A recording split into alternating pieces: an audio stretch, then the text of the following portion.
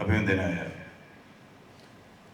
പ്രാന്തപ്രചാരക് ശ്രീ സുദർശൻ അവർകളെ, രക്ഷാ president Shri KC Narendran, പ്രാന്തപ്രചാർ പ്രമുഖ് ശ്രീ M ബാലകൃഷ്ണൻ അവർകളെ, നമുക്കെല്ലാം പ്രിയപ്പെട്ട ശ്രീ ഉണ്ണി മുകുന്ദൻ, ശ്രീ വിഷ്ണു മോഹൻ, ശ്രീ വിശ്വരാജ്, പ്രിയപ്പെട്ട സഹോദരി സഹോദരന്മാരെ, സുഹൃത്തുക്കളെ, രക്ഷയുടെ ഈ ചടങ്ങിൽ പങ്കെടുക്കാൻ ഒരവസരം ലഭിച്ചതിൽ എനിക്ക് അതിയായ സന്തോഷമുണ്ട്. അതിന് സുദർശൻജിയോടും ഇതിൻ്റെ ഭാരവാഹികളോടും ഞാൻ നന്ദി പറയുകയാണ്. എനിക്കൊരു ചെറിയ പരാതിയുണ്ട്, എനിക്കൊരു അമളി പറ്റി. ഞാൻ കൽക്കട്ടയിലെ പത്രക്കാരോടൊക്കെ പറഞ്ഞിരിക്കുന്നത് എൻ്റെ പ്രായം 30+ ആണെന്നാണ്. ഇന്നിപ്പോൾ ഒരു 51കാരൻ വന്ന് പറയുകയാണ് അത് 7ാം ക്ലാസ് പഠിക്കുമ്പോഴേ ഞാൻ ഉണ്ട്.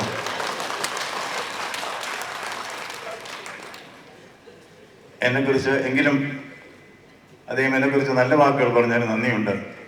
ഈ നല്ല വാക്കുകൾ കേൾക്കാൻ എൻ്റെ ഭാര്യ കൂടി ഇവിടെ ഉണ്ടായിരുന്നെങ്കിൽ എന്ന് ഞാൻ ആശിച്ചു പോവുകയാണ്. എന്ത് പറയണം എന്നെനിക്ക് വലിയ ഉറപ്പുണ്ടായിരുന്നില്ല. എന്നോട് സംഘാടകർ പറഞ്ഞു, ഇവിടെ സന്തോഷ് കലിയെക്കുറിച്ച് പറഞ്ഞാൽ കൊള്ളാം, നാരി ശക്തിയെക്കുറിച്ച് പറഞ്ഞാൽ കൊള്ളാം, അങ്ങനെ പല കാര്യങ്ങളും അവർ നിർദ്ദേശിച്ചു. ശ്രീ ഉണ്ണി മുകുന്ദനെ ഇവിടെ കണ്ടപ്പോഴാണ് എൻ്റെ മനസ്സിൽ ആദ്യം സിനിമയാണ് ഓടിയത്. ഈ കഴിഞ്ഞ ഏതാനും ദിവസങ്ങളായി ഇന്ത്യയുടെ പ്രധാനമന്ത്രി, അഭിനന്ദനായ പ്രധാനമന്ത്രി ശ്രീ നരേന്ദ്രമോദിജി ബംഗാളിൽ ഉണ്ടായിരുന്നു എന്ന് പത്രങ്ങളിൽ നിന്ന് നിങ്ങൾ മനസ്സിലാക്കി കാണും. അദ്ദേഹം പലതരം പുതിയ പ്രോജക്റ്റുകൾ അവിടെ ഉദ്ഘാടനം ചെയ്തു. ഒരു പ്രധാനമന്ത്രി ഒരു ഗവർണറോട് പറയുന്ന പല പല കാര്യങ്ങളൊക്കെ അദ്ദേഹം എന്നോട് പറഞ്ഞു. അതൊക്കെ രഹസ്യമാണ്, ഇവിടെ ഞാൻ പരസ്യപ്പെടുത്തുന്നില്ല. എങ്കിലും അതിനിടയ്ക്ക് അദ്ദേഹം ഒരു കാര്യം എന്നോട് പറഞ്ഞു. അതെന്താണെന്നറിയോ? ആനന്ദ് ബോസ് ആർട്ടിക്കിൾ 370 എന്ന് പറഞ്ഞ സിനിമ കണ്ടോ? എനിക്ക് അതിശയമായിരുന്നു. കാരണം ഒരു പ്രധാനമന്ത്രി സാധാരണ സിനിമക്കാരുമല്ല പറയുന്നത്. പക്ഷേ ഞാൻ പറഞ്ഞത് കണ്ടില്ല സാർ, നിങ്ങൾ ഉടനെ കാണണം. അത് സ്പെഷ്യൽ ഷോ കണ്ടാൽ പോരാ, തിയേറ്ററിൽ പോയി തന്നെ കാണും. ഈ സിനിമ കാണാൻ ഇവിടുത്തെ ഗവർണർ എത്തി എന്നുള്ള ജനങ്ങൾ അറിയണം. പോകാൻ എന്ന് പറഞ്ഞു. അദ്ദേഹത്തെ ഫ്ലൈറ്റിൽ COP ചെയ്ത ഉടൻ തന്നെ ഞാൻ തിയേറ്ററിൽ പോയി സിനിമ കണ്ടു. ഈ സിനിമ കണ്ടു കഴിഞ്ഞാൽ അതിനെക്കുറിച്ച് ഞാനൊരു റിവ്യൂ എഴുതി. അദ്ദേഹം തന്നെ പറഞ്ഞിരുന്നു സിനിമ കാണണം, അതിനെക്കുറിച്ചുള്ള അഭിപ്രായം പറയണം. എൻ്റെ മനസ്സിൽ ആദ്യം തോന്നുന്നത് ഒരു കഥയാണ്. ഈ ആർട്ടിക്കിൾ 370 എന്ന സിനിമയല്ല. ആർട്ടിക്കിൾ 370 നമുക്കറിയാം, കാശ്മീരിനെ അടിമത്തത്തിൽ വിമോചിപ്പിച്ചു വെച്ച ധീരമായൊരു നടപടിയാണ് ആർട്ടിക്കിൾ 370 നിർത്തലാക്കിയത് എന്ന് ഞാൻ പറയാതെ തന്നെ നിങ്ങൾക്കൊക്കെ അറിയാം. ഒരിടത്തൊരിടത്ത് ഈ കഥയെല്ലാം അങ്ങനെ തുടങ്ങുമെന്ന് എവിടെ എഴുതി വെച്ചിട്ടുണ്ടോ? ഒരു കാട്ടിലെ രാജാവ്, സിംഹം. സിംഹത്തിന് എല്ലാവർക്കും പേടിയാണ്, ബഹുമാനമാണ്. അപ്പൊ സിംഹത്തിന്റെ മകൻ ലയൺ പ്രിൻസ്, അവൻ ഓർത്തു എന്നെ ആരും ബഹുമാനിക്കുന്നില്ല, ഞാൻ എന്താ ചെയ്യാം. അവനൊരു പരിപാടി കണ്ടുപിടിച്ചു. അവനൊരു മാൻ ഓഫ് ഐഡിയാസ് ആയിരുന്നു ഇവിടെ കാട്ടിൽ. അവന് കിട്ടിയ ഒരു ഐഡിയയാണ്, രാവിലെ അച്ഛൻ ഇറങ്ങുന്നതിന് മുമ്പ് അവന് കാട്ടിലൂടെയൊക്കെ ഒരു നടത്തം, കാണുന്ന മൃഗങ്ങളെയൊക്കെ വിരട്ടും. ആദ്യം ഒരു മാൻപേടയെ കണ്ടു. മാൻപേടയോട് ചോദിച്ചു, ആരാണ് കാട്ടിലെ രാജാവ്? മാൻപേട പേടിച്ച് വിറച്ചു പറഞ്ഞു, തിരുമേനി, അങ്ങാണ് ഈ കാട്ടിലെ രാജാവ്. അത് കഴിഞ്ഞൊരു കാട്ടുപോത്ത് വന്നു. കാട്ടുപോത്തിനോട് ചോദിച്ചു, ആരാണ് കാട്ടിലെ രാജാവ്? കാട്ടുപോത്തം തുറിച്ചു നോക്കി, തറയിൽ ചവിട്ടി ഒരു ശബ്ദം വെച്ചിട്ട് ഉത്തരം പറയാതെ ദേഷ്യപ്പെട്ടങ്ങ് പോയി. അപ്പോഴാണ് ഒരൊറ്റയൻ ചിഹ്നം വിളിച്ച് തുമ്പിക്കൈ ഉയർത്തി ബഹളം വെച്ച് വരികയാണ്. അതിൻ്റെ മുമ്പിൽ ചെന്നിട്ട് നമ്മുടെ സിംഹക്കുട്ടൻ ചോദിക്കുകയാണ്, ആരാണ് കാട്ടിലെ രാജാവ്? ആന എന്ത് ചെയ്യുന്നത്? മതം പൊട്ടി നിൽക്കുന്ന ആനയാണ്, ഒറ്റയാന. ആന ഇവനെ തുമ്പിക്കൈയിൽ ഒറ്റ ഏറ് വെച്ചു. ഒരു പാറയിൽ അടിച്ച് ചോര വന്ന് ചട്ടി വന്നിട്ട് ആനയോട് ചോദിക്കുക ഈ ലയൺ പ്രിൻസ്, ആനയെങ്കിലെ ഞാനൊരു ചോദ്യം ചോദിച്ചെന്നല്ലേ ഉള്ളൂ, ഉത്തരം പറയാമോ? അത് പറഞ്ഞപ്പോൾ ഇങ്ങനെ വേണോ? അതാണ് ആർട്ടിക്കിൾ 370. ആർട്ടിക്കിൾ 370 അതാണ്. ഒരു ചോദ്യം ചോദിച്ചത് എന്തേ ഉള്ളൂ? India has arrived. അത് നമ്മൾ മനസ്സിലാക്കി. India is great. We asserted India is great. India is strong.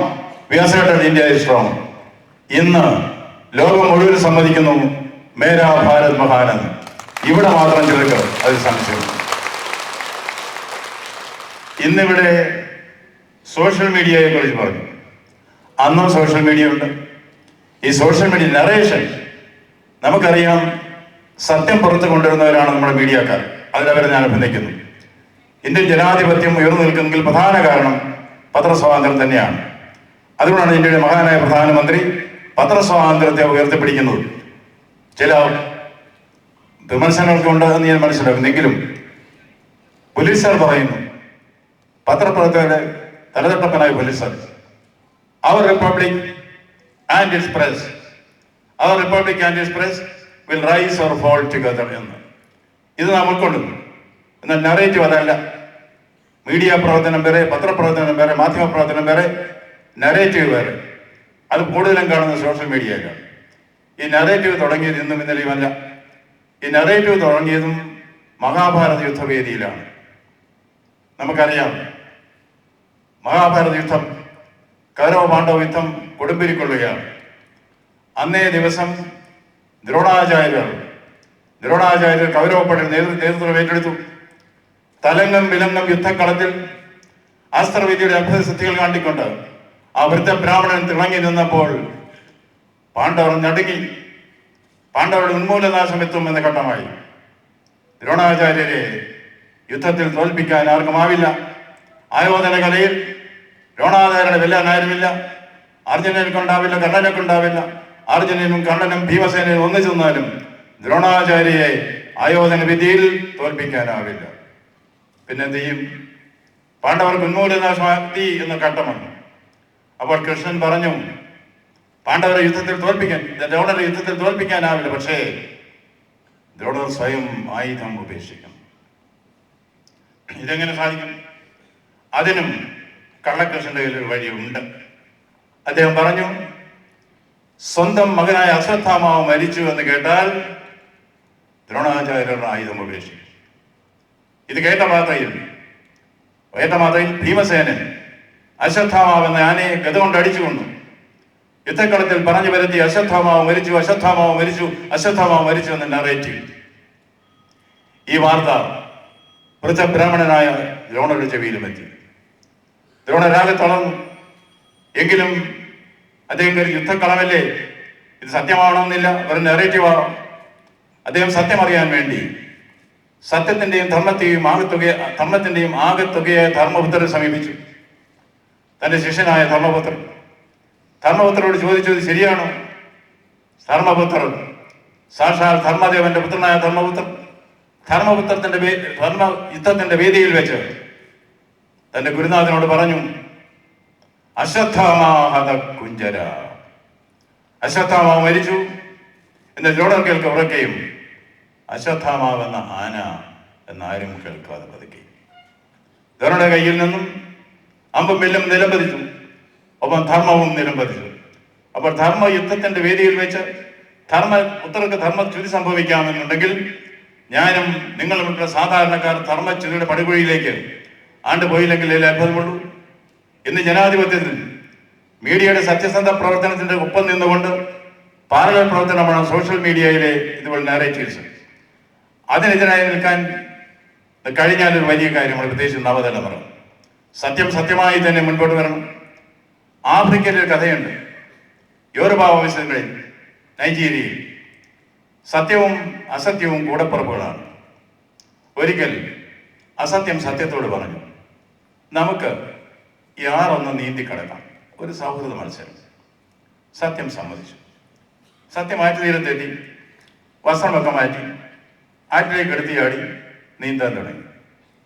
അസത്യം എന്ത് ചെയ്തു? അസത്യം ഈ തക്കം നോക്കി സത്യത്തിൻ്റെ ഉടയാടകളെല്ലാം എടുത്തിട്ട് ഞെളിഞ്ഞ് അണിഞ്ഞൊരുങ്ങി പട്ടണത്തിലേക്ക് പോയി. സത്യം വരുന്നു എന്ന് കേട്ട നാട്ടുകാരെല്ലാം ഓടിക്കൂടി. അസത്യത്തെ സത്യമാണെന്ന് ധരിച്ച് അവരെല്ലാം ആദരിച്ചു, പ്രകീർത്തിച്ചു. അത് ആർപ്പവിളികളോടെ മുൻപോട്ട് കൊണ്ടുപോയി. അപ്പോഴാണ് നീന്തെല്ലാം കഴിഞ്ഞ് സത്യം വരുന്നത്. സത്യം കാണുന്നു, തൻ്റെ ഉടയാടകൾ അവിടെ ഇല്ല. ആകെ അവിടെ ഉള്ളത് അസത്യത്തിൻ്റെ വസ്ത്രങ്ങൾ മാത്രമാണ്. എന്ത് വന്നാലും അസത്യത്തിൻ്റെ വസ്ത്രങ്ങൾ ഞാൻ അണിയില്ല എന്ന് സത്യം തീരുമാനിച്ചു. സത്യം വസ്ത്രങ്ങളില്ലാതെ പട്ടണത്തേക്കാണ്. അങ്ങനെയാണ് ഈ നഗ്നസത്യം എന്നുള്ള പദം തന്നെ ഉണ്ടായത്. ഈ നഗ്നസത്യത്തെ കണ്ട ആളുകളെ കൂകി വിളിച്ചു.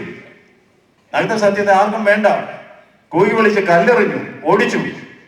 പക്ഷെ കുറെ കഴിഞ്ഞപ്പോൾ അവർക്ക് മനസ്സിലായി അസത്യം സത്യത്തിന്റെ ഉടയാടകളിൽ നിന്ന് വന്നതായിരുന്നു എന്ന്. ഇന്ന് മാധ്യമപ്രവർത്തനം ഒരു വശത്ത്, നെറേറ്റീവ്സ് വേറെ വശത്ത്. മാധ്യമപ്രവർത്തകർ സത്യത്തിനായി നിൽക്കുന്നു, ചില നെറേറ്റീവുകാർ സത്യത്തിന്റെ കുപ്പായം വിട്ടുകൊണ്ട് അണിഞ്ഞിറങ്ങുകയാണ്.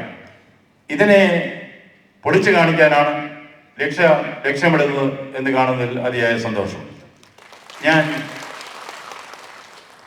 എനിക്ക് ഈയിടെ അനുഭവിച്ച ഒരു കാര്യം പറയുകയാണ്. ഇവിടെയും പറഞ്ഞു കേട്ടു.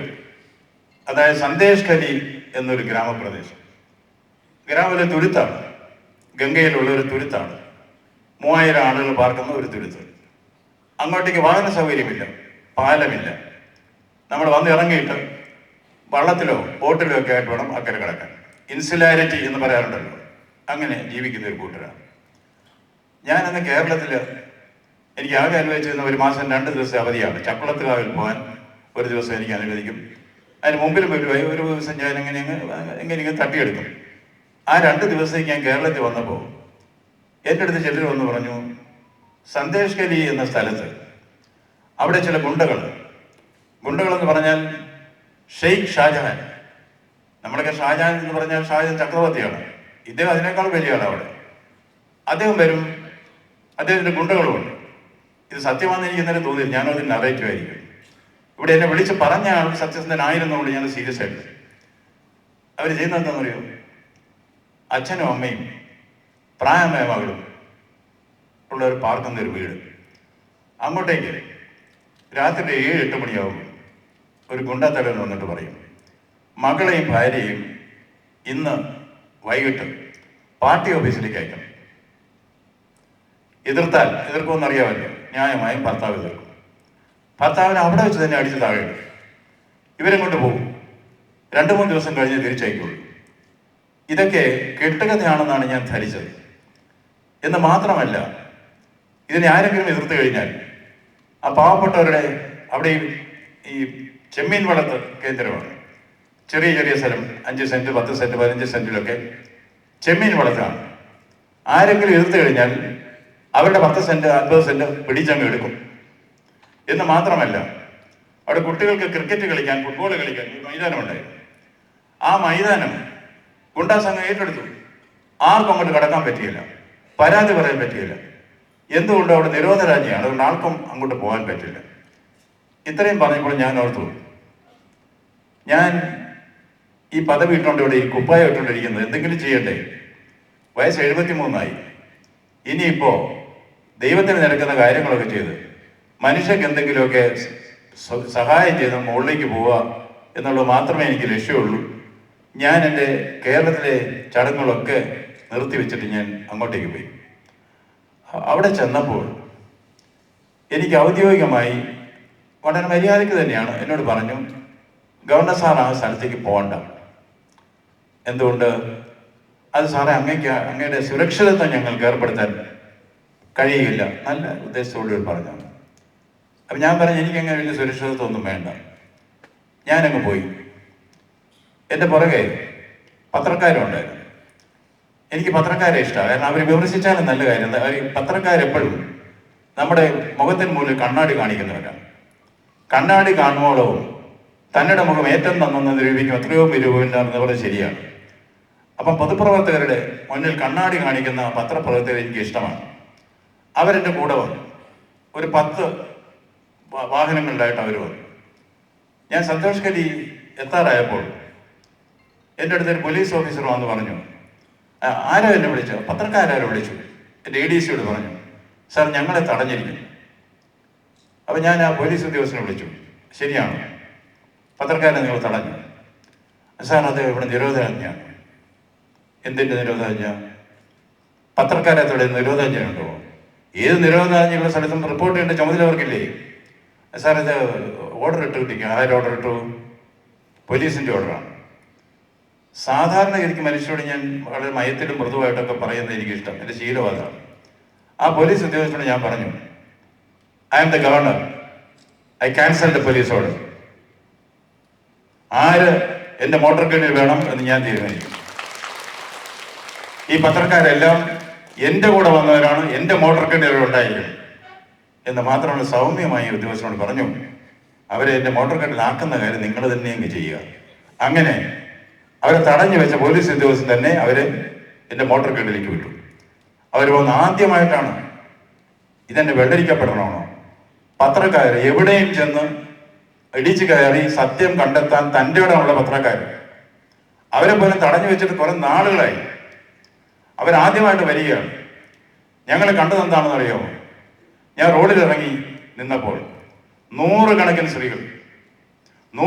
സ്ത്രീകൾ അവർ റോഡിൽ വന്നിരിക്കുകയാണ്. ഞാനവിടെ ചെന്നപ്പോൾ അവര് തറയിൽ സാഷ്ടാംഗം പ്രണമിക്കുന്നു, കരയുന്നു, കൂവി വിളിക്കുന്നു, നെഞ്ചത്തടിക്കുന്നു. ഹൃദയഭേദകമായ കാഴ്ചയാണ് കണ്ടത്. ഞാനൊരു സമാധാനിപ്പിക്കാൻ ശ്രമിച്ചു. ഞാൻ നിങ്ങളുടെ കൂടെ ഉണ്ട്, നിശ്ചയമായും നിങ്ങൾക്ക് നീതി കിട്ടും, ഭയപ്പെടേണ്ട കാര്യമില്ല, ഗുണ്ടകളെ അറസ്റ്റ് ചെയ്യും എന്നൊക്കെ പറഞ്ഞപ്പോൾ അവർക്ക് ധൈര്യമായി. അവര് എൻ്റെ കണ്ണ് നിറച്ച ഒരു കാര്യമാണ്. നമുക്കിടയിൽ രാഖി എന്നൊരു ചടങ്ങ് അങ്ങനെ ഇല്ല. പക്ഷെ ഉത്തരേന്ത്യയിൽ അത് വളരെ പ്രധാനമാണ്. രാഖി കെട്ടുക എന്ന് പറഞ്ഞാൽ ഒരു സ്ത്രീ ഒരു പുരുഷന്റെ മേൽ രാഖി കെട്ടുക, ഞാൻ നിന്നെ എൻ്റെ സഹോദരനായി സ്വീകരിക്കുന്നു എന്നാണ്. അവർ വന്ന് രാഖി കെട്ടി. നൂറുകണക്കിന് സ്ത്രീകൾ വന്ന് രാഖി കെട്ടി. ഞാനും പറഞ്ഞു, ഇന്നു മുതൽ ഞാൻ നിങ്ങളുടെ ഗവർണറല്ല, ഇന്നു മുതൽ നിങ്ങളുടെ സഹോദരനാണ്. സഹോദരന് മാനം കാക്കുക സഹോദരന്റെ കടമയാണ്. പിറ്റേന്ന് ഞാൻ അവരോട് കഥ പറഞ്ഞു. ഈ കൽക്കട്ട എന്ന് പറഞ്ഞാൽ കാളിഘട്ട് എന്നുണ്ടായിരുന്ന കൽക്കട്ട, അവിടുത്തെ എല്ലാവരും ആരാധിക്കുന്ന ദേവിയാണ് കാളി ദുർഗ. അവരുടെ ഞാൻ കാളിയുടെ കഥ പറഞ്ഞു. കൈലാസത്തിൽ രക്താസുരൻ അതിക്രമിച്ചു കടന്നു. അദ്ദേഹം പരമശിവനെ വെല്ലുവിളിച്ചു. പാർവതി അധിക്ഷേപിച്ചു. പാർവതി ദേവിയുടെ സ്ത്രീത്വത്തെ പോലും അപമാനിക്കുന്ന രീതിയിൽ സംസാരിച്ചു. പാർവതി ദേവി ഓർത്തു, സർവശക്തനായ എൻ്റെ ഭർത്താവ് ശ്രീ പരമേശ്വരൻ, തൃശ്ശൂരം കയ്യിലുള്ള ആൾ മുക്കണ്ണൻ, എന്തേ ഒന്നും മിണ്ടാത്തത്, എന്തേ ഒന്നും ചെയ്യാത്തത്, ഒരു സ്ത്രീയായ ഞാൻ അപമാനിക്കപ്പെടുന്ന ഈ വേളയിൽ എൻ്റെ പതി എന്തേ ഒന്നും മിണ്ടാത്തത്. പെട്ടെന്ന് ദേവിയുടെ ഉള്ളിൽ നിന്ന് ഒരു ശക്തി ദേവിക്ക് അനുഭവപ്പെട്ടു. കാളിയുടെ ശക്തി ഉള്ളിൽ നിന്ന്, ദേവിയുടെ ഉള്ളിൽ നിന്ന്, സൗമ്യയായ ദേവിയുടെ ഉള്ളിൽ നിന്നും കാളിയുടെ ശക്തി വേർതിരിക്കുന്നു. പിന്നെ തിരിഞ്ഞു നോക്കിയില്ല. രക്താസുരനെ താടനം ചെയ്തു. ഓരോ തുള്ളി രക്തവും താഴെ വീഴുമ്പോൾ അതിൽ നിന്ന് മറ്റു രക്താസുരന്മാരുണ്ടാവുകയാണ്. അതാണ് രക്താസുരന്റെ വരദാനം. അങ്ങനെ വന്നപ്പോൾ ദേവി രക്തം കുടിക്കാൻ തുടങ്ങി. അതാണ് രക്തകാളിയുടെ ഭാവം.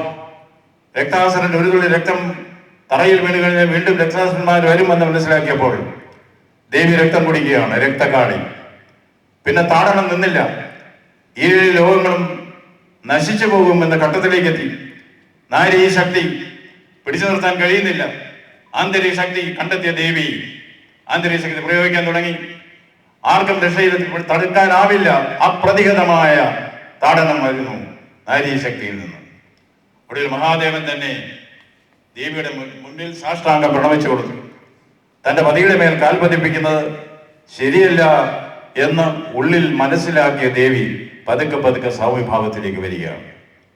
അവരോട് ഞാൻ പറഞ്ഞു, നിങ്ങളുടെ ഉള്ളിൽ കാളിയുടെ ശക്തിയുണ്ട്, ആ ശക്തി പുറത്തെടുക്കുക, തിരിച്ചറിയുക.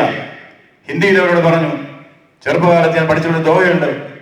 തേരാ സായി തുച്ഛ്മേ, തേരാ സായി തുച്ഛ്മേ ജോ ബഹുമൻ മേ ബാസ്, തേരാ സായി തുച്ഛ്മേ ജോ ബഹുമൻ മേ ബാസ്, കസ്തൂരി കാ മിറക് ജോ ഫിർ ഫിർ ഢൂണ്ഡേ ഖാസ് എന്ന് പറഞ്ഞാൽ കസ്തൂരിമാൻ അറിയില്ല ആ വാസന വരുന്നതിന്റെ ഉള്ളിൽ നിന്നാണ്. ചുറ്റുപാട് നോക്കിയാണ് ഈ വാസന എവിടെ നിന്ന് വരുന്നതെന്ന്. അവരോട് ഞാൻ പറഞ്ഞു, അല്പം മാറ്റി ഞാൻ പറയുകയാണ്. തേരാ ശക്തി തുച്ഛ്മേ, തേരാ ശക്തി തുച്ഛ്മേ जो भगवन में बास കസ്തൂരി का मेरे जो फिर ढूंढे खास. ഞാനൊരു മാധ്യമം മാത്രമാണ്. എങ്കിലും പിറ്റേന്ന് പത്രങ്ങളിൽ വായിച്ചു.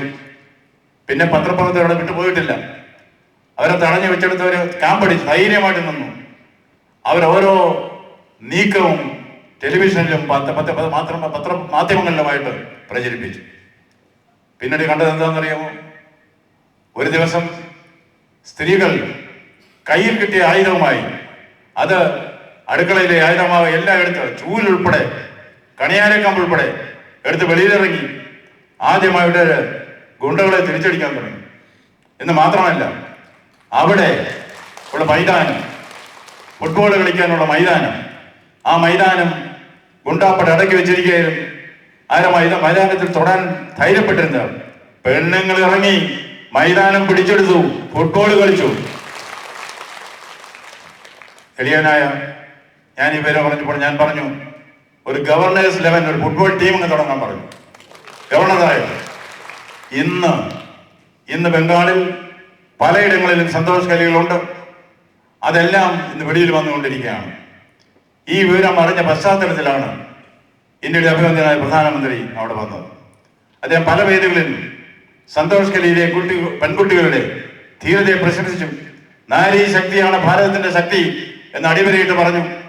ഇന്ന് അവിടെ ഒരു മാറ്റം വന്നിരിക്കുകയാണ്. ബംഗാളിൽ നരേന്ദ്രമോദി വന്നിറങ്ങിയ ബംഗാളിൽ there is a transformational Bengal. നമുക്കറിയാമോ, ഈ ട്രാൻസ്ഫോർമേഷൻ വെറും ചേഞ്ച് അല്ല, മാറ്റമല്ല, ഒരു വലിയ മാറ്റമാണ്, സമൂലമായ മാറ്റമാണ് ട്രാൻസ്ഫോർമേഷൻ. എന്താണ് അവിടെ സംഭവിച്ചത്? ഈസ്റ്റർ 1916 എന്നുള്ള കവിതയിൽ അയർലൻഡിലെ ഈസ്റ്റർ വിപ്ലവത്തിന്റെ പശ്ചാത്തലത്തിൽ നൊബേൽ ജേതാവായ WS എഴുതുന്നത് എന്താണെന്നറിയാമോ? സാധാരണക്കാർ, ഗുമസ്തന്മാർ, അധ്യാപകന്മാർ, പാടത്ത് പണിയെടുക്കുന്നവരൊക്കെ വിപ്ലവ വീര്യത്തോട് ഞങ്ങൾക്ക് സ്വാതന്ത്ര്യം വേണം എന്ന് പറഞ്ഞിട്ട് തെരുവിലിറങ്ങിയപ്പോൾ സ്വാതന്ത്ര്യം ലഭിച്ചു. ആ മാറ്റത്തെക്കുറിച്ച് WS പറയുന്നത്, all change utterly, all change utterly, a terrible beauty is born. ഇന്ന് ബംഗാളിൽ all change utterly, a terrible beauty is born. ഇത് കൊണ്ടുവന്നവരാണ് രാഷ്ട്രീയ പ്രവർത്തകരല്ല, ഇത് കൊണ്ടുവന്ന അവിടുത്തെ സ്ത്രീകളാണ്, അവിടുത്തെ അമ്മമാരാണ്. അവരുടെ ആന്തരിക ശക്തി തിരിച്ചറിഞ്ഞ് കഴിഞ്ഞു. ഇനി പുറകോട്ടില്ല. നമുക്കറിയാം, വേദങ്ങളിൽ പറയാറുണ്ട്, എത്ര നാര്യസ്തു പൂജ്യന്തി, എത്ര നാര്യസ്തു പൂജ്യന്തി.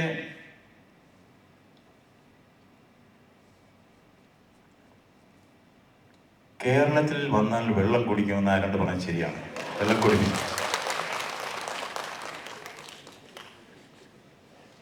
എത്ര നാര്യസ്തു പൂജ്യന്തി രമന്തി തത്ര ദേവത. Where women are honored, that the gods rejoice എന്ന് പറയാറുണ്ട്. ആ ഇന്ത്യയിലാണ് സന്ദേശികളുള്ളത് എന്ന് മനസ്സിലാക്കുക. അതിനൊരു മാറ്റം വന്നു. ഇനി മൈത്രേയും ഗാർഗിയും ഒക്കെ നേതൃത്വം കൊടുത്ത ഭാരതത്തിന്റെ ആധ്യാത്മിക ബൗദ്ധിക മണ്ഡലം സ്ത്രീകൾ പിടിച്ചെടുക്കാൻ പോവുകയാണ്.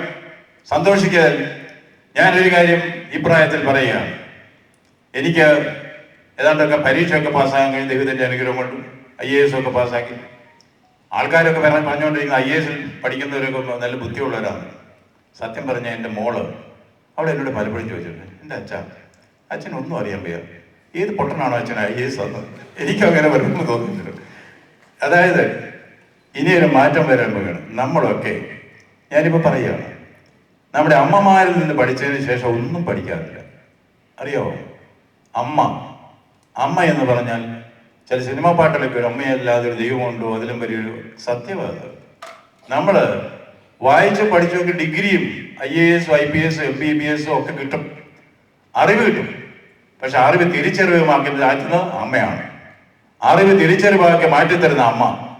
ആ അമ്മയാണ് നമ്മുടെ സമൂഹത്തിന്റെ ഏറ്റവും കേന്ദ്രബിന്ദു എന്ന് നാം മനസ്സിലാക്കുക. ഇന്ന് അതുപോലെയുള്ള അമ്മമാരെ വൃദ്ധസദനത്തിൽ കൊണ്ട് തള്ളുന്ന ആ ഒരു സംസ്കാരമുണ്ടല്ലോ, വെസ്റ്റ് ഈസ് ദ ബെസ്റ്റ് എന്നുള്ള അന്ധമായ വിശ്വാസം, അത് മാറണം. ഇന്ത്യയിലേക്ക് വരണം. ആത്മനിർഭർ ഭാരത്, വികസിത് ഭാരത് എന്ന് പറഞ്ഞതിന്റെ അർത്ഥം വേറൊന്നുമില്ല. ഇത് ഇന്ത്യ ഒരിക്കലും ഒരു മതത്തിനും എതിരല്ല. നമുക്കൊക്കെ അറിയാം, ഹിന്ദുവും മുസൽമാനും ക്രിസ്ത്യനും യഹൂദനും ഒന്നുപോലെ പുലരുന്നത് എത്രയോ സദാതമായി എന്ന് പാടിയപ്പോൾ അത് കവിയുടെ ഒരു കാൽപ്പനിക ഭാവം മാത്രമല്ല, നമ്മുടെ സാംസ്കാരിക ജീവിതത്തിന്റെ ജ്വലിക്കുന്ന പ്രതീകമായിരുന്നു. ഇന്നും അതെ, ഇന്ത്യക്ക് വേണ്ടി ജീവിക്കുന്നു. മേരാ ഭാരത് മഹാൻ. എന്താണ് ഭാരതീയത? എന്താണ് ഭാരതീയത എന്ന് ചോദിച്ചാൽ, it's a feeling. I belong not to the south or the north or the east or the west. I belong to the whole of India and the whole of India belongs to me. ഇത് മറച്ചു വെച്ചുകൊണ്ട് ഇന്ത്യയെ ശിഥിലീകരിക്കാനും ശിഥിലീകരണ ശക്തികൾക്ക് പിന്തുണ അറിയാനും ആരെങ്കിലും ശ്രമിച്ചാൽ, എന്തെങ്കിലും നെറേറ്റീവ് അതിനുണ്ടായാൽ അതിനെ ചെറുത്ത് തോൽപ്പിക്കേണ്ടത് ആവശ്യം തന്നെയാണ്. ഇന്ത്യ അതിന്റെ ആന്തരിക ശക്തി മനസ്സിലാക്കണം. ഒരേ ഒരു ഇന്ത്യ, ഒരൊറ്റ ജനത എന്ന് പറയുന്നത് ഒരു വിശ്വാസ പ്രമാണമാണ്. ആ ദേശീയതയിലേക്ക് നമ്മുടെ രാജ്യത്തെ കൈപിടിച്ചുയർത്താൻ നമുക്ക് കഴിയണം. ഞാൻ ഇന്ന് ബംഗാളിന്റെ ഗവർണറാണ്. അതുകൊണ്ട് രവീന്ദ്രനാഥ് ടാഗോറിനെ ഉദ്ധരിച്ചുകൊണ്ട് പറയുകയാണ്.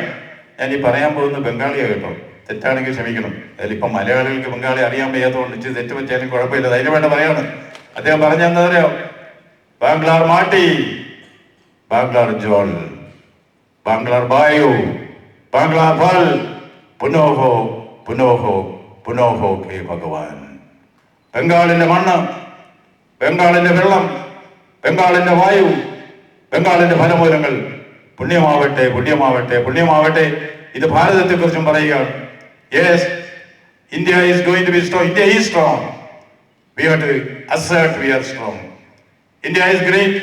V have to assert we are great. അതാണ് നാം ചെയ്യേണ്ടത്. ആത്മനിർഭരതയുടെ പാതയിലൂടെ വികസിത ഭാരതം എന്ന സങ്കല്പത്തിലേക്ക് നാം രക്ഷപ്പെട്ടു മുന്നോട്ടേക്കാണ്. തടുക്കാണെങ്കിൽ തടുത്തോളൂ എന്നാണ് നമുക്ക് പറയാനുള്ളത്.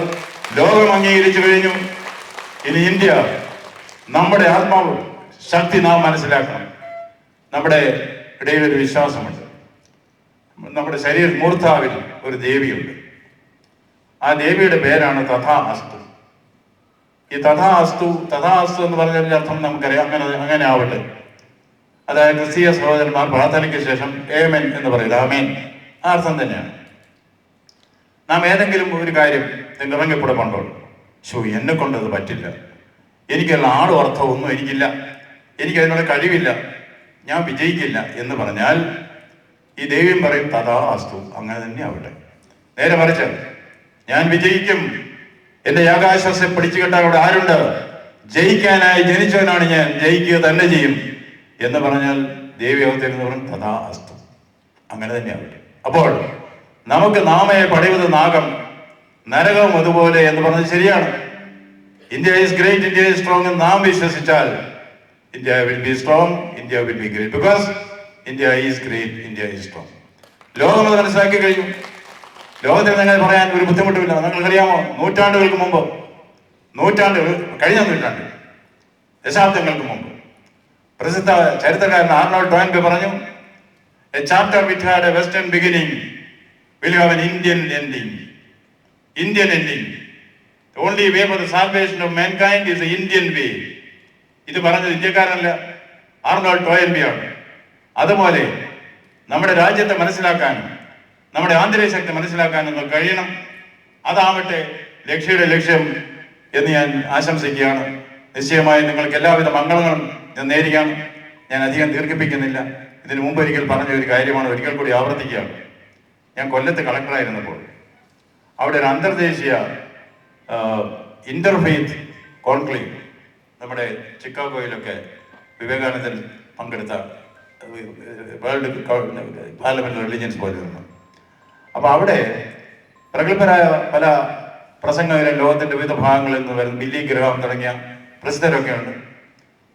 അന്നത്തെ ദിവസം ചിന്മയാനന്ദ സ്വാമിയാണ് വരേണ്ടത്. അപ്പോൾ അദ്ദേഹത്തിന് ഗീതാ പ്രഭാഷണം വളരെ ഗംഭീരമാണ്, നമുക്കൊക്കെ അറിയാം. അപ്പം ഞാനും പോയി, സ്ഥലത്തെ കളക്ടറാണ്. അപ്പം തിരുമേനിയെ സ്വാമിജിയെ ഒന്ന് ബഹുമാനിക്കാം, നേരിട്ട് കാണാം, അദ്ദേഹത്തിൻ്റെ ഗീതാ പ്രഭാഷണം കേൾക്കാം എന്നൊക്കെ കരുതി പോയതാണ്. ഇടയ്ക്കൊരു അനൗൺസ്മെന്റ് ഭക്തജനങ്ങളുടെ ശ്രദ്ധയ്ക്ക്. ചിന്മയാനന്ദ സ്വാമിയുടെ വിമാനം 1 മണിക്കൂർ വൈകി. അടുത്ത അനൗൺസ്മെന്റ്. ഇതിനിടയിൽ നമ്മുടെ ജില്ലാ കളക്ടർ ആനന്ദ ബോസിനോട് സംസാരിക്കുന്നതാണ്. ദൈവമേ, ഇടിപെട്ടേറ്റതുപോലെ എങ്കിലും പറഞ്ഞു പോയില്ലേ, ആയിരക്കണക്കിന് ആളുകളുണ്ട്. ഞാൻ സ്റ്റേജിലേക്ക് കയറിയ വഴിക്കും സംഘാടകർ വിളിച്ചു, വിഷയം എന്താ വിഷയം? വിഷയം കേൾക്കണം. വൈരുദ്ധ്യാത്മക ഭൗതികവാദവും ഭാരതീയ ദർശനവും. എന്തെങ്കിലും എനിക്കൊന്നും മനസ്സിലായില്ല. നിങ്ങൾക്ക് എന്തെങ്കിലും മനസ്സിലായോ? ഞാൻ വിളിച്ചു പറഞ്ഞു പോയില്ലേ? ആയിരക്കണക്കിന് ആൾക്കാരുമുണ്ട്. അവരുടെ മുമ്പിൽ എളിപ്പനാവണ്ടല്ലോ എന്ന് ഞാൻ വൈരുദ്ധ്യാത്മക ഭൗതികവാദവും ഭാരതീയ ദർശനവും എന്ന് പറഞ്ഞാൽ ഈ പഴയ ഓട്ടോറിക്ഷ കയറ്റം കയറുന്ന പോലെ അങ്ങനത്തൊക്കെ പറഞ്ഞ് 15 മിനിറ്റ് ഞാൻ ഇങ്ങനെ പ്രസംഗിച്ചു നിന്നു. അപ്പോൾ എനിക്കൊരു ചിറ്റ് കിട്ടി. ഞാൻ ഓർത്ത് രക്ഷപ്പെട്ടു. പ്രസംഗിക്കുന്നതിനിടയിൽ ചിറ്റ് കിട്ടിയ അതിൻ്റെ അർത്ഥം പ്രസംഗം ചുരുക്കണം എന്നാണല്ലോ, അല്ലേ? ചിറ്റിൽ എഴുതി വെച്ചതെന്നറിയോ? സ്വാമിയുടെ പ്ലേറ്റ് 1 മണിക്കൂർ കൂടി താമസിച്ചു കഴിഞ്ഞ പ്രസംഗം. ഇത് രംഗം 1. രംഗം 2, ഞാൻ ഈ നിർമ്മിതി കേന്ദ്രത്തിന് ഗ്ലോബൽ ബെസ്റ്റ് പ്രാക്ടീസ് അവാർഡ് കിട്ടി UN-ന്റെ. അപ്പം അത് മേടിക്കാൻ എന്നെ നിർമ്മിതി കേന്ദ്രത്തിന് കിട്ടിയതാണ്. ഞാൻ എൻ്റെ മുമ്പിൽ നിന്നുകൊണ്ട് ഞാൻ വാങ്ങിച്ചെന്നേ ഉള്ളൂ. എല്ലാ സാധാരണക്കാരും ചേർന്ന് നടത്തിയതാണ് നിർമ്മിതി കേന്ദ്രം. അതിൻ്റെ ക്രെഡിറ്റൊക്കെ അവർക്ക് തന്നെ കൊടുക്കുന്നു. ഈശ്വരാനുഗ്രഹം കൊണ്ട് അത് മേടിക്കാനുള്ള അവസരം എനിക്ക് കിട്ടുന്നത്. മേടിക്കാൻ പോയി. അപ്പോൾ അവർ പറഞ്ഞു ഒരു 3 മിനിറ്റ് പ്രസംഗിച്ചോണം പറഞ്ഞു. ഇപ്പോൾ ലോക നേതാക്കളുടെയൊക്കെ മുമ്പിൽ ഒരു 3 മിനിറ്റ് പ്രസംഗിക്കുക എന്നൊക്കെ പറഞ്ഞാൽ ഒരു വലിയ കാര്യമാണ്. അപ്പോൾ ഞാനത് 3 മിനിറ്റ് പ്രസംഗിച്ചു. അത് കഴിഞ്ഞ് സന്തോഷമായിട്ട് ഞാൻ മാൻഹാട്ടൻ ഹോട്ടലിൽ വന്ന് റെസ്റ്റ് ചെയ്യും. അപ്പോൾ എനിക്കൊരു ടെലിഫോൺ കോൾ. അന്ന് ഇത് ഈ മൊബൈലൊന്നും അത്ര പ്രചാരത്തിലില്ല. Long distance കോളാണ്. ഒരു അങ്ങേ തലയ്ക്കൊരു പ്രായമായ സ്ത്രീയാണെന്ന് മനസ്സിലായി സംസാരത്തിൽ. കൊല്ലത്തൊന്ന് വിളിക്കുക. അപ്പോൾ എന്നോട് ചോദിച്ചു, ഡോക്ടർ ആനന്ദ് ബോസ് ആണോ? ഞാൻ അതെ മാഡം. ഡോക്ടർ എനിക്കൊരു സഹായം വേണം. എന്താ മാഡം പറയൂ? ഡോക്ടർ എനിക്ക് 2-3 ദിവസമായിട്ട് ഉറക്കം വരുന്നില്ല. എന്തെങ്കിലും മാഡം. ഞാൻ ധരിച്ച് ഞാൻ മെഡിക്കൽ ഡോക്ടറാണെന്നായിരിക്കും. എൻ്റെ പേര് ഡോക്ടർ ആനന്ദ് ബോസ് എന്നാണല്ലോ. അപ്പം മാഡം ഞാൻ മെഡിക്കൽ ഡോക്ടറല്ല. എനിക്കെല്ലാം അറിയാം ഡോക്ടർ ബോസ്. ഞാൻ ഇവിടെ ഇപ്പോഴത്തെ കോളേജിൽ ഇംഗ്ലീഷ് പ്രൊഫസറായിരുന്നു. സ്റ്റെല്ല റോഡ്രിഗ്സാണ് വിളിക്കുന്നത്. ഓ മാഡം എങ്ങനെയുണ്ട്? അത് സുഖമില്ല ഡോക്ടർ, സുഖമില്ല. ഞാൻ എന്ത് പറ്റി? എന്ത് ചെയ്യണം? അത് ഡോക്ടർ ഒരു സഹായം വേണം. ഞാൻ പറഞ്ഞില്ല എനിക്ക് ഉറക്കം വരുന്നില്ല, എനിക്ക് എന്തെങ്കിലും ഒന്ന് ചെയ്തു തരണം. ഞാൻ ഓർത്തു, മാഡം ഹൈപ്പർ ടെൻഷൻ ഉണ്ടോ? പ്രഷറുണ്ടോ? ഉണ്ട്. ഈ ഉറക്ക ഗുളിക കഴിക്കുന്ന സ്വഭാവം ഉണ്ടോ? ഉണ്ട്, കഴിക്കാറുണ്ട്. ഇന്ന് 2 ദിവസമായിട്ട് അത് കഴിച്ച് കാണുകയില്ല. അതുകൊണ്ടായിരിക്കും മാഡം ഉറക്കം വരാതെ. അല്ലാതെ ഞാൻ വീനോ ബാലബിറ്റോണ്ടൊക്കെ കഴിച്ചിട്ട് കിടക്കുക. ഞാൻ പിന്നെ എന്താ ചെയ്യേണ്ടത് മാഡം? അത് ഡോക്ടറെ കൊണ്ട് എന്തെങ്കിലും ചെയ്യാൻ പറ്റുള്ളൂ. പറയൂ മാഡം, പ്ലീസ് പറയൂ. അതെ, അന്നിവിടെ കളക്ടർ അയക്കുമ്പോഴേ വൈരുദ്ധ്യാത്മക ഭൗതികവാദത്തെക്കുറിച്ച് പ്രസംഗം പ്രസംഗിച്ചിട്ട് അയ്യോ അത് കേട്ട് 1 മിനിറ്റ് കഴിഞ്ഞപ്പോൾ ഉറങ്ങാൻ തുടങ്ങി. ആ പ്രസംഗം ഒന്നുകൂടെ പറയാമോ? എനിക്ക് നല്ലൊരു അത് പറയിക്കുന്നതിന് മുമ്പ് നിർത്തേണ്ടത് ഒരാവശ്യമായതുകൊണ്ട് മാത്രം ഞാൻ നിർത്തിയാണ്. അല്ലെങ്കിൽ പറഞ്ഞു പോകാൻ എനിക്ക് സന്തോഷമുണ്ട്. വേറൊരു കാര്യം, ഇപ്പോൾ ഈ ബംഗാളിൽ, അതായത് ഈ ഗവർണറും മുഖ്യമന്ത്രിയും തമ്മിൽ വഴക്കുണ്ടാക്കണമെന്നാണല്ലോ പൊതുവേ ഈ ഒരു ധാരണ. ഞങ്ങൾക്കവിടെ വഴക്കില്ല. അതെങ്ങനെയെന്ന് ചോദിച്ചാൽ, ഞാൻ എൻ്റെ മുത്തശ്ശി പറഞ്ഞ ഒരു കാര്യം ഇവിടെ ചെയ്തതാണ്. ഞാൻ അവിടെ ചെന്നിട്ട് കീരിയും പാമ്പും കളി നിർത്തി. കീരിയും പാമ്പും കളിക്കണ്ട, പിന്നെ എന്തെങ്കിലും കളിക്കണ്ടേ? അപ്പം ഞാൻ എൻ്റെ സഹപ്രവർത്തകരോട് പറഞ്ഞു, നമുക്ക് ടോം ആൻഡ് ജെറി കളിക്കാം. ടോം ആരാ ജെറി ആരാ നമുക്ക് മാറി കളിക്കാം. ഇടയ്ക്കൊക്കെ ഞങ്ങൾ ഈ സ്നേക്ക് ആൻഡ് ലാഡറൊക്കെ കളിക്കും, എങ്കിൽ വേറെ പ്രശ്നമൊന്നുമില്ല. അതുകൊണ്ട് ഞാനിപ്പോൾ അവിടെ 36 സർക്കാർ സർവകലാശാലകളുടെ ചാൻസലറാണ്. പിന്നെ 18 പ്രൈവറ്റ് സർവകലാശാലയുടെ വിസിറ്റാണ്. ഞാൻ ഈ പ്രസംഗിക്കാൻ പോകുന്നതുകൊണ്ട് ആൾക്കാർ ഈ കോൺവൊക്കേഷൻ, അവിടെ 4-5 കൊല്ലമായിട്ട് കോൺവൊക്കേഷൻ ഒന്നും ഇല്ല.